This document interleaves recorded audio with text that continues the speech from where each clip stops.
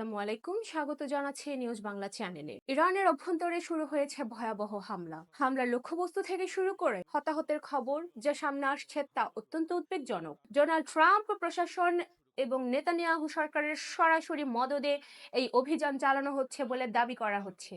বিস্তারিত জানতে ভিডিওটি শেষ পর্যন্ত দেখুন। যুদ্ধের আজ এবার সরাসরি ইরানের ক্ষমতার কেন্দ্রে।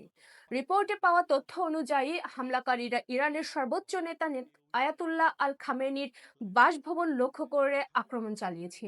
শুধু তাই নয়, ইরানের সামরিক শক্তির মেরুদণ্ড হিসেবে পরিচিত গুরুত্বপূর্ণ মিলিটারি কমান্ড সেন্টারগুলোতেও মুহুর্মুহু বিস্ফোরণের খবর পাওয়া যাচ্ছে। এর ফলে ইরানের আভ্যন্তরীণ নিরাপত্তা ব্যবস্থা বড়সড় চ্যালেঞ্জের মুখে পড়েছে। এই যুদ্ধের সব থেকে কলঙ্কিত অধ্যায় রচিত হয়েছে দক্ষিণ ইরানে। ইরানের রাষ্ট্রীয় সংবাদ সংস্থা ইরনার দেওয়া তথ্য মতে সেখানে একটি বালিকা বিদ্যালয়ে ভয়াবহ হামলা চালানো হয়েছে। এই মর্মান্তিক ঘটনায় এখন পর্যন্ত 51 জন নিরপরাধ শিক্ষার্থীর মৃত্যুর খবর নিশ্চিত করা হয়েছে। বেসামরিক এলাকায় এই ধরনের হামলা আন্তর্জাতিক মহলে তীব্র নিন্দার ঝড় তুলেছে। কিন্তু কেন এই আচমকা আক্রমণ?